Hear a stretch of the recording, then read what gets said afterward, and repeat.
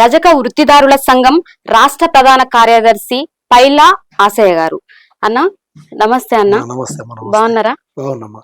అయితే ఇప్పుడు బీసీ రిజర్వేషన్ల డెడికేషన్ కమిటీ అంటే ఏంటి అసలు? తెలంగాణ రాష్ట్రంలో ఇటీవల రాష్ట్ర హైకోర్టు ప్రత్యేకంగా జోక్యం చేసుకొని రాష్ట్ర ప్రభుత్వం ప్రతిష్టాత్మకంగా కులగణన చేపట్టాలని చెప్పి ఏదైతే నిర్ణయం చేశారో ఆ కులగణనతో పాటు ఈ వెనుకబడిన తరగతుల యొక్క స్థానిక సంస్థల యొక్క రిజర్వేషన్లు, అదేవిధంగా వాళ్ళ సంబంధించినటువంటి వాటన్నిటిని కూడా సమగ్రంగా ఎలా ఉండాలి ఏంటి అనే దాని మీద ఒక డెడికేటెడ్ కమిషన్ అని చెప్పి వేయాలని, అదేవిధంగా హైకోర్టు ఇచ్చినటువంటి ఆదేశంతో రాష్ట్ర ప్రభుత్వం ఈ వెనుకబడిన తరగతుల రిజర్వేషన్ల సంబంధించినటువంటి డెడికేటెడ్ కమిషన్ అని చెప్పి ఒకటి వేశారు. దానికి ఒక విశ్రాంతి అధికారిని వెంకటేశ్వరరావు గారిని నియమించడం జరిగింది. ఈ డెడికేటెడ్ కమిషన్ ఇప్పటికీ దాదాపు ఉమ్మడి జిల్లాల పరిధిలో కూడా తిరుగుతూ ఉన్నారు. అనేక సంఘాలు ప్రజలతోటి కూడా ప్రజాభిప్రాయ సేకరణ కూడా సేకరిస్తున్నారు. దాంతోపాటు ఒక పక్క బీసీ రిజర్వేషన్ల డెడికేటెడ్ కమిషన్, రెండవ తెలంగాణ బీసీ కమిషన్, అది కూడా ఇటీవల మొత్తం తెలంగాణ వ్యాప్తంగా కూడా ఈ రిజర్వేషన్లు, అదేవిధంగా వెనుకబడిన తరగతులు, అలా చేతి వృత్తిదారులు, ఇతర అనేక రంగాల ప్రజల యొక్క ఇష్యూస్ను వాళ్ళు కూడా ఒక బహిరంగ విచారణ పేరుతోటి వాళ్ళు ఉమ్మడి జిల్లాల పరిధిలో తిరుగుతున్నారు. ఈ రెండు కమిషన్లు రాష్ట్రంలో ఇప్పుడు మొత్తం ఈ వెనుకబడ్డ తరగతులందరినీ కూడా పిలుస్తూ మాట్లాడుతూ అనేక సంఘాలు విన్నపాలు చేస్తూ పెద్ద ఎత్తున రాష్ట్రంలో ఒక చర్చ జరుగుతూ ఉంది. అయితే ఈ నేపథ్యంలో రాష్ట్ర ప్రభుత్వం ఏదైతే కులగణన చేయాలని చెప్పి అంటున్నదో అది కూడా నడుస్తుంది. ఇప్పుడు గ్రామాలలో కులగణన సంబంధించి ఒకటి అధికారులు ఆ ప్రయత్నం జరుగుతుంది. ఈ రెండు కమిషన్లు ఈ అంశం మీద చేస్తా ఉన్నారు. ఈ సందర్భంగా మేము అంటే చేతి వృత్తిదారుల సమన్వయ కమిటీ కానీ తెలంగాణ రజక వృత్తిదారుల సంఘంగా మేము కూడా ఏంటంటే ఈ డెడికేటెడ్ కమిషన్ కూడా కలిసాం. నిన్న అన్ని జిల్లాలు తిరుగుతున్నటువంటి బీసీ కమిషన్ కూడా మా సంఘంగా కలుస్తున్నాం. నిన్న మీరు డెడికేషన్ కమిషన్ కలిసారు కదా, వాళ్ళని మీరు ఏం డిమాండ్ చేశారన్న? మేము అడిగేది ప్రధానంగా ఏంటంటే న్యాయబద్ధమైంది. ఎన్నో ఏళ్ల నుంచి స్థానిక సంస్థల రిజర్వేషన్లలో 34% తోటి రిజర్వేషన్లు అనేటువంటి అమలు అవుతా ఉంది. 1980 నుంచి స్టార్ట్ అయింది. అది మురళీధరరావు కమిషన్ ఆధారంగా ఆనాడు కేంద్రంలో కాంగ్రెస్ గవర్నమెంట్ ఉంది. ఆ సందర్భంగా 72, 73 రాజ్యాంగ సవరణ చేసి ప్రధానంగా ఉమ్మడి ఆంధ్రప్రదేశ్ లో ఇక్కడ లోకల్ బాడీలో కూడా రిజర్వేషన్లు ఇవ్వడం జరిగింది. అంతకుముందుకు లేవు మన తెలుగు రాష్ట్రాల్లో. విద్యా ఉద్యోగంలో 74 నుంచి అమలు అవుతాయి. 74 నుంచి విద్యా ఉద్యోగంలో ఉంది బీసీలకు రిజర్వేషన్లు. స్థానిక రాజకీయ పరంగా ఏదైతే సర్పంచ్లు కానీ, వార్డు మెంబర్లు కానీ, ఎంపీటీ, జెడ్పీటీసీలో లేవు. దానికి ప్రత్యేకంగా చేయాలని చెప్పి వచ్చినటువంటి దాంతో ఆనాడు ఉన్నటువంటి ప్రభుత్వాలు రాజ్యాంగ సవరణ చేసి 34% ఇచ్చారు. అయితే ఆ 34% ఇప్పుడు అమలు కాబట్టి సుమారు 40 ఏళ్ళు దాటిపోయింది. కానీ ఇక్కడ సమస్య ఏమొచ్చిందంటే ఈ 40 ఏళ్ల కాలంలో ఈ బీసీలు అంటే దేశంలో కానీ మన రాష్ట్రంలో కానీ ఒక తీరుగా లేరు. అందులో కూడా అభివృద్ధి అయినటువంటి కాస్త ముందున్నటువంటి వాళ్ళు ఉన్నారు. అందులో కూడా ఇంకా భిక్షాటన చేసుకుంటూ సంచార జీవితం అనుభవిస్తూ సేవలు చేసుకుంటూ ఊరు మధ్యలోనే ఉంటూ చాలా పేదరికం, వెనుకబాటుతనం, చదువు లేక, ఇల్లు లేక, గుర్తింపు లేక ఉన్నటువంటి అత్యంత వెనుకబడ్డ వాళ్ళు కూడా ఉన్నారు. అయితే మేము డిమాండ్ చేసేది ఏంటంటే అందరికీ ఈ రిజర్వేషన్లు అందాలంటే ఆల్రెడీ విద్యా ఉద్యోగ రంగంలో ఉన్నటువంటి ఫార్ములాని ఇక్కడ కూడా ఏబిసిడి అనేటువంటిది అక్కడ ఎట్లయితే చేస్తున్నారో ఇక్కడ కూడా చేయాలని చెప్పి మేము ఒక 6-7 ఏళ్ల నుంచి ఈ డిమాండ్ని చేస్తున్నాం. ఇది ప్రధానంగా కమిషన్ దృష్టికి తీసుకుపోయిన అంశం. ఇప్పుడు కులగణన జరుగుతుంది కదన్న, మరి ఇప్పుడు దాని వల్ల ఉపయోగం ఏంటి? కులగణన అనేటువంటిది ఇప్పుడు ఏ రిజర్వేషన్లు ఇప్పుడు కాంగ్రెస్ గవర్నమెంట్ ఏమంటుంది, 42% మేము పెంచుతామని వాళ్ళు కామారెడ్డి బీసీ డిక్లరేషన్లు చెప్పారు. మిగతా పార్టీలు కూడా పెంచాలని డిమాండ్ చేస్తున్నారు. ఇప్పుడు మరి పెంచాలన్నా వాటి ఇవ్వాలన్నా ముందు జనాభా లెక్కలు ఖచ్చితంగా ఉండాలి. దేశవ్యాప్తంగానే కులగణన జరపాలని చెప్పి ఒక ఒత్తిడి కూడా వస్తుంది ఎన్నో ఏళ్ల నుంచి. ఎందుకంటే రిజర్వేషన్ ఫలాలు మాకు రావాలి అంటే ముందు వాళ్ళ జనాభా ఎంత ఉందో తేలాలి. ఒక రిజర్వేషన్లేని కాదు, సామాజిక, ఆర్థిక, రాజకీయ, సాంస్కృతికంగా వెనుకబడ్డ వాళ్ళు నువ్వు గుర్తించాలి అంటే జనాభా లెక్కలు ఉండాలి. ఇప్పుడు అన్ని లెక్కలు ఉన్నాయి మన కాడ. పులులు ఎన్ని ఉన్నాయో లెక్కలు ఉన్నాయి, నక్కలు ఎన్నో లెక్కలు ఉన్నాయి, సింహాలు ఎన్నో లెక్కలు ఉన్నాయి, పక్షులు రకరకాల పక్షుల యొక్క లెక్కలు ఉన్నాయి, అడవి పందుల యొక్క లెక్కలు ఉన్నాయి. మరి ప్రజల లెక్కలు కూడా ఉండాలి కదా, ఎంతమంది ఏ తరగతి ఉందనేటువంటిది అది ఉండాలి. ఆ గణాంక ప్రకారం అనేటువంటి చేయాలని చెప్పి ఒక ఉద్యమం అనేది జరుగుతూ ఉంది. కాబట్టి ఇలా కేంద్రం ప్రత్యేకంగా ఇది ఏంటంటే కేంద్రం చేయాలి. కేంద్రం మోడీ సర్కారు ఈ సమగ్ర కులగణన అనేటువంటి వాళ్ళు చేయాలి. వాళ్ళు ఏంటంటే వాళ్ళు చేతులు ఎత్తేస్తూ దాన్ని దాటేసుకుంటూ పోతూ రాష్ట్రాలని చేసుకోమని మన రాష్ట్రంలో కాంగ్రెస్ గవర్నమెంట్ ఇక్కడ ఉన్నటువంటి రేవంత్ రెడ్డి ముఖ్యమంత్రి అయిన తర్వాత ఈ కులగణన అనేటువంటిది తీసుకోవడం జరిగింది. అదే ఇప్పుడు నేను అదే చెప్తున్నా, ఇప్పుడు నేను అదే అడుగుతున్నా అన్న. ఇప్పుడు మరి మీరు ఇంత మంచిగా చెప్తున్నారు, కానీ ప్రధానమంత్రి మోడీ గారేమో బీసీ కులాలన్నీ కలిసి ఉండాలి, లెక్కలు చేయొద్దు అని అంటున్నారు. మరి దానికి మీరేమంటారు? కేంద్ర ప్రభుత్వం అనేది తప్పించుకుంటుంది. ఇప్పుడు ఆయన ఎన్నికలప్పుడు బీసీ గుర్తొస్తాడు మోడీకి, ఎన్నికలు అయిపోతే ఇక బీసీ గుర్తురాడు. ఎందుకంటే చాలా మోసం చేస్తున్నాడు బీసీలకు. దేశవ్యాప్తంగా వెనుకబడిన తర్వాత బడ్జెట్ కేవలం 4,000 కోట్లు మాత్రమే కేటాయించండి. ఇండియా మొత్తంలో, భారతదేశం మొత్తం 29 రాష్ట్రాలు. ఎంత బడ్జెట్? 4,000 కోట్లు మాత్రమే. ఒక రాష్ట్రం ఇస్తుంది 8,000 కోట్లు, 9,000 కోట్లు స్టేట్ ఇస్తుంది.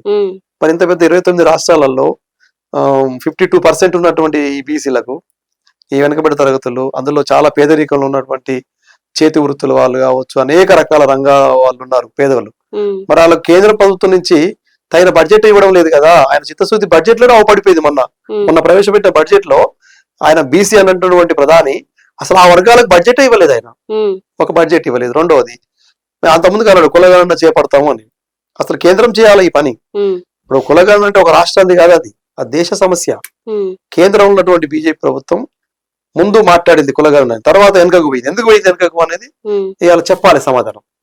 అంటే బీజేపీ యొక్క రిమోట్ కంట్రోల్ నాగపూర్ ఆర్ఎస్ఎస్ కేంద్ర కార్యాలయంలో ఉన్నది. కాబట్టి వాళ్ళు బటన్ వేస్తే ఆయన అక్కడ వెలగాలి. వాళ్ళు బటన్ వేయట్లేదు. ఎన్నికల వరకు ఓట్ల కోసం అడుగుతున్నారు. కులగణన కానీ బీసీలు అంటున్నాడు. ఓట్లు అయిపోయినాక కులగణన చేయకుండా అడ్డుపడుతుంది ఆర్ఎస్ఎస్. ఆ ఆర్ఎస్ఎస్ అనుసంధానం నడుస్తున్నటువంటి కేంద్ర ప్రభుత్వం, ఈ మోడీ కూడా దాన్ని ఆపుతున్నాడు. కాబట్టి వాళ్ళు తెలివిగా మీ రాష్ట్రాలు చేసుకోవచ్చు కదా అని మాట్లాడుతున్నాడు. కేంద్రం ఎందుకు చేయకూడదని అడుగుతున్నాం.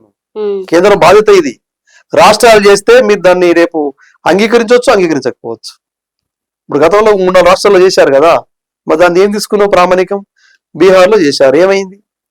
తీసుకుపోయి మళ్ళీ బీరోలో పెట్టుకున్నారు. గతంలో టిఆర్ఎస్ ప్రభుత్వం కూడా ఇక్కడ చేసింది సమగ్ర కుల సర్వే అని ఒక రోజు. మరి అది ఎక్కడ గుర్తించారు దాన్ని? అందుకని ఏంటంటే అనుమానాలు వస్తున్నాయి. రాష్ట్రాలు చేస్తే సంపూర్ణంగా ఇది అమలు అయిద్దా కాదనేది కూడా కొంత ప్రజలలో కూడా అది వస్తుంది. కులగణన మాత్రం చేపట్టాలని చెప్పి ప్రజలు కోరుకుంటున్నారు. కాబట్టి ఇది కేంద్రం మోసం చేస్తూ దాన్ని తెప్పదాడుతూ వెళ్ళిపోతుంది. కాబట్టి కేంద్రం బాధ్యతను విస్మరించడం అనేది చాలా అన్యాయం. కాబట్టి కేంద్ర ప్రభుత్వం దీని మీద స్పష్టమైనటువంటి వైఖరి చెప్పాలి అనేది కూడా మేము డిమాండ్ చేస్తున్నాం. జస్టిస్ రోహిణి కమిషన్ కేంద్ర ప్రభుత్వం అప్పుడు వేసింది కదా, అడుగు ఏమైనా ముందుకు పడిందా? 8 సంవత్సరాలు అవుతుంది. గత అసెంబ్లీ ఎన్నికలు, యూపీ ఎన్నికలు, బీహార్ ఎన్నికలు అప్పుడే వేసాడు అది. బీహార్ యూపీ ఎన్నికలు అయిపోయినాయి, మళ్ళీ ఎన్నికలు వచ్చినాయి. ఇప్పుడు ఈ 7-8 సంవత్సరాల నుంచి వేసిన కమిషన్ దాన్ని సిఫారసులు కూడా చేసింది కేంద్రానికి. ఉట్టి మీద పెట్టిండు మోడీ దాన్ని కిందికి దించట్లేదు. ఫస్ట్ చెప్పిండు ఈ రోహిణి కమిషన్ ఉద్దేశం ఏంటంటే కేంద్రంలో ఉన్నటువంటి 27% ఏవైతే వెనుకబడిన తరగతులకు రిజర్వేషన్లు ఇస్తున్నారో అక్కడ కూడా అట్లనే ఉంది, ముద్దగానే ఉంది. అది కూడా గంపగుత్తగా ఉంది అది. కాబట్టి అందులో 3 కేటగిరీలు చేయాలని చెప్పి ఈ కమిషన్ వేస్తుందని చెప్పి అన్నాడు. రోహిణి గారు కూడా సిఫారసు చేసింది. ఓబీసీ, ఎంబీసీ, డీనోటిఫైడ్ ట్రైబ్ అంటే అదర్ బ్యాక్వర్డ్ క్లాస్ అంటే వెనుకబడిన తరగతులు, అత్యంత వెనుకబడిన తరగతులు, సంచార జాతులు 3 కేటగిరీలు అని చెప్పాడు. అది ఆమోదిస్తలేదు కేంద్ర క్యాబినెట్. దాన్ని తీసుకుపోయిండు, పుట్టి మీద పెట్టిండు. కాబట్టి నిజంగా నీకు చిత్తశుద్ధి ఉంటే కేంద్రంలో నువ్వు ఇస్తున్నటువంటి రిజర్వేషన్లో ఎందుకు కేటగిరీషన్ చేయడం లేదు అని ఈరోజు మేము అడుగుతున్నాం. దాన్ని అక్కడ కేటగిరీషన్ చేయండి. చేయడం వల్ల బలహీన వర్గాలలో కూడా అత్యంత వెనుకబడ్డ ఎవరైతే ఉన్నారో వాళ్ళకి రావడం లేదు. అక్కడ కూడా అంటే కేంద్ర ప్రభుత్వ సర్వీసులు ఉన్నాయి. ఇప్పుడు కేంద్ర విద్యాలయాలు కానీ, కేంద్ర ప్రభుత్వ ఉద్యోగ రంగాలు కానీ, ఆ రంగాలు రైల్వే కావచ్చు, విమానయానం కావచ్చు, టెలిఫోన్ కావచ్చు, అనేక రంగాలు, ఇతర విశ్వవిద్యాలయాలు, వీటన్నిటిలో కూడా ఇలా ఎవరైతే బలహీనంగా ఇంకా అత్యంత వెనకబడినారో వాళ్ళకు అక్కడ అందుకోలేకపోతున్నారు. ఇప్పుడు అక్కడ కూడా ఏంది, అది మొత్తం దేశవ్యాప్తంగా అమలయ్యేది. ఏ రాష్ట్రం నుంచో అయినా వెళ్ళి దాన్ని పొందొచ్చు. ఇక్కడ ఓబీసీలు అనే వాళ్ళు ఏంటంటే ఒక్కొక్క రాష్ట్రంలో ఒక తీరుగా ఉండడం వల్ల కొన్ని చోట్ల చాలా అడ్వాన్స్ గా డెవలప్ అయి ఉన్న వాళ్ళు ఉన్నారు. యూపీలో పోతే యాదవులు గాని, బీహార్లో పోతే ఇంకా ఇంకో కొన్ని కులాలు ఉంటాయి. ఇక్కడ కర్ణాటక పోతే ఒక లింగాలు గాని, ఇటు వన్నారు తమిళనాడులోకి వెళ్ళినప్పుడు గాని, అట్లా వివిధ రాష్ట్రాలలో అందులో కూడా చాలా రాజకీయంగా భూములు కలిగినటువంటి వాళ్ళు కూడా ఉన్నారు. అంటే బీసీలలో ఏంటంటే వ్యవసాయ కులాలు ఉన్నాయి చాలా అడ్వాన్స్ గా, అందులో వృత్తులు చేసే వాళ్ళు బలహీనంగా ఉన్నారు, అందులో ఇంకా భిక్షాటన చేసుకునే వాళ్ళు ఇంకా దూరంగా ఉన్నారు. వాళ్ళందరికీ రావాలి కేంద్ర ప్రభుత్వ సర్వీసులలో అంటే మరి కేంద్రం వర్గీకరణ చేయాలి. అనేక కమిషన్స్ కూడా అదే చెప్పినాయి.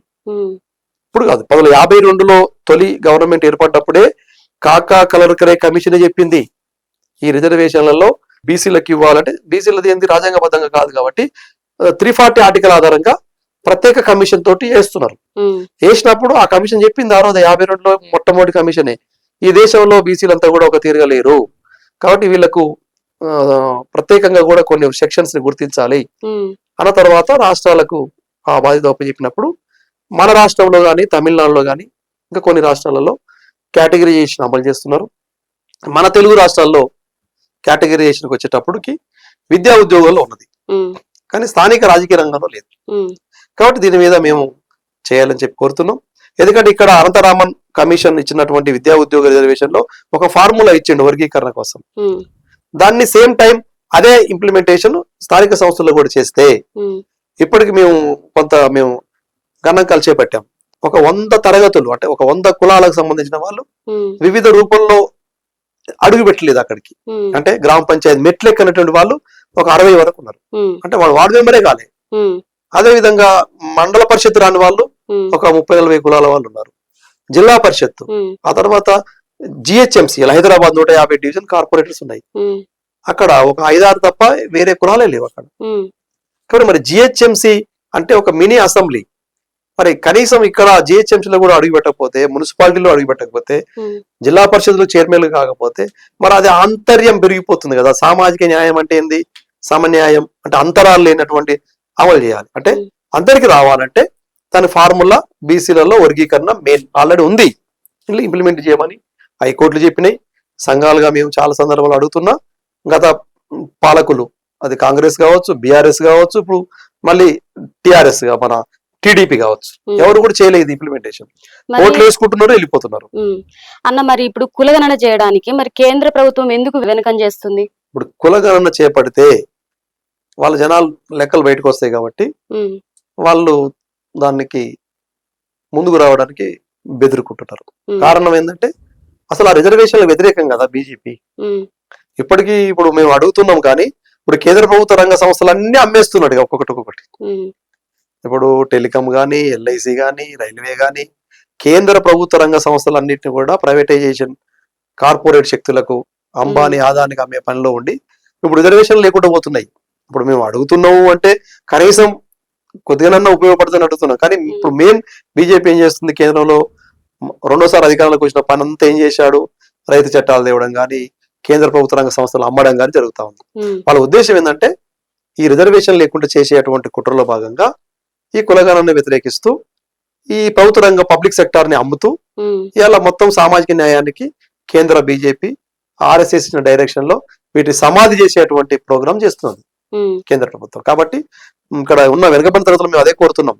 ఇప్పుడు ఏదో కులగణన అని చెప్పి కాదు, కేంద్రం యొక్క వైఖరి కూడా ఈ సందర్భంగా మేము ప్రజలకు చెప్పాలని చెప్పి కూడా మేము అనేక సభలలో కూడా, మీటింగ్ లో కూడా దీన్ని వివరిస్తా ఉన్నాం మేము ఎక్కడికక్కడ. ఇప్పుడు ఈ సందర్భంగా మీరు కేంద్రాన్ని ఏం డిమాండ్ చేస్తున్నారన్న? ఇప్పుడు కేంద్ర రాష్ట్ర ప్రభుత్వాలు మేము డిమాండ్ చేసేది ఏంటంటే, ఇప్పుడు 34% గతంలో ఉండేటివి ఈ రాష్ట్రంలో లోకల్ బాడీలో 50% దాటొద్దని చెప్పి హైకోర్టు, సుప్రీంకోర్టు డైరెక్షన్ లో భాగంగా అవి తగ్గబడ్డాయి. తగ్గడానికి గల కారకుడు కూడా పాలకులే. అది టీడీపీ, కాంగ్రెసా, బీఆర్ఎస్ఆ, బీజేపీ. కాబట్టి దీన్ని మేము చెప్పేది ఏంటంటే, తమిళనాడు తరహాలో ఈ స్థానిక సంస్థ అంటే బీసీలకు చట్టబద్ధత రిజర్వేషన్లు కావు కాబట్టి ఇవి కమిషన్ ఆధారంగా ఇస్తున్నటువంటి కాబట్టి వీటన్నిటిని మీరు ముందే గనక 9th షెడ్యూల్ గనక చేర్చి ఉంటే ఆ 34% అని తగ్గిపోయి ఉండేది. అది చేయలేదు. 9th షెడ్యూల్ మనం కలపలేదు. అంటే రాష్ట్రపతి ఆమోదంతో 9th షెడ్యూల్ కలిపి ఉంటే ఏ కోర్టులు కూడా అందులో జోక్యం చేసుకోవడానికి వీలు ఉండదు. ఇప్పుడు అదే కదా గొడవంతా. 22% ఉన్నాయి, 134 కులాలు ఉన్నాయి, అందులో ఇంకా రాని వాళ్ళు చాలా మంది ఉన్నారు. ఇప్పుడు అవి తగ్గిపోయి ఉన్నాయి. అవి తగ్గించడానికి కారణం ఇక పాలకుల యొక్క నిర్లక్ష్యం. కాబట్టి 50% దాటుతుందని ఒక సీలింగ్ ఉంది, సుప్రీంకోర్టు డైరెక్షన్. దాని ప్రకారం పెరుగుతుంది కాబట్టి తగ్గించారు. ఎవరు తగ్గియాలంటే బీసీలే తగ్గించబడ్డాయి. కాబట్టి మరి అవి తగ్గించకుండా మీరు ఇప్పుడు తమిళనాడులో ఏం చేశారు, వాళ్ళు 60% అమలు చేస్తున్నారు. ఎట్లా చేస్తున్నారు? ముందే ఇప్పుడు వాళ్ళు ఆల్రెడీ ముందే 9th షెడ్యూల్ కలిపి 60% వాళ్ళ అమలులోకి తీసుకొచ్చారు వాళ్ళు. మరి ఇక్కడ ఆ పని జరగలేదు తెలుగు రాష్ట్రాల్లో, ఆంధ్రప్రదేశ్, ఉమ్మడి ఆంధ్రప్రదేశ్ లో, తెలంగాణలో కూడా జరగలేదు. కాబట్టి గత పాలకుల యొక్క నిర్లక్ష్యం లేదంటే వాళ్ళ యొక్క ద్వంద్వ వైఖరి మూలంగా ఈ 34% ఉన్నది తగ్గిపోయినాయి మన దగ్గర. ఇప్పుడు మేమేమంటున్నాం అంటే ఇప్పటికైనా వీటిని నిలబెట్టుకోవాలంటే 9th షెడ్యూల్ లో కలపాలి ఈ రిజర్వేషన్ల మొత్తాన్ని కూడా. లేదు స్థానిక సంస్థల బీసీ రిజర్వేషన్లని 9వ షెడ్యూల్ తీసుకురావాలి. అదే విధంగా మీరు ఇచ్చిన హామీలను అమలు చేయాలి. వాటితో పాటు కేంద్రం కూడా కులగణన అనేటువంటిది తీసుకోవాలి. రోహిణి కమిషన్ ని వెంటనే ఇంప్లిమెంటేషన్ లోకి వచ్చినప్పుడు మాత్రమే నిన్ను బీసీలు నమ్ముతారు, లేకపోతే మీరు నమ్మరు అని చెప్పి ఈ సందర్భంగా మేము తెలియజేస్తూ ఈ రాష్ట్రంలో జరుగుతున్నటువంటి కులగణాన్ని సమగ్రంగా జరపాలి. కేవలం పైనే కాకుండా నిజంగా మీ చిత్తశుద్ధి ఉంటే ఆ రకంగా చేయండి. అనేక కమిషన్లు కూడా వేశారు, వాళ్ళ సిఫారసులు కూడా వాళ్ళు ఇస్తారు కాబట్టి సిఫారసులు ఏమి ఇస్తారు అనేది కూడా తర్వాత మాట్లాడవచ్చు. కాబట్టి మేము అడుగుతుంది లోకల్ బాడీ రిజర్వేషన్ల మీద వర్గీకరణ అనేటువంటిది న్యాయబద్ధమైంది. అనేక తరగతులకి న్యాయం జరుగుతుంది, వాళ్ళందరికీ న్యాయం చేయాలని చెప్పి మేము డిమాండ్ చేస్తాం. అన్న థ్యాంక్ యూ అన్న, థ్యాంక్ యూ వెరీ మచ్. చూసారు కదా, ఇది ఇవాళ ఇంటర్వ్యూ. నెక్స్ట్ ఇంటర్వ్యూతో మళ్ళీ కలుద్దాం.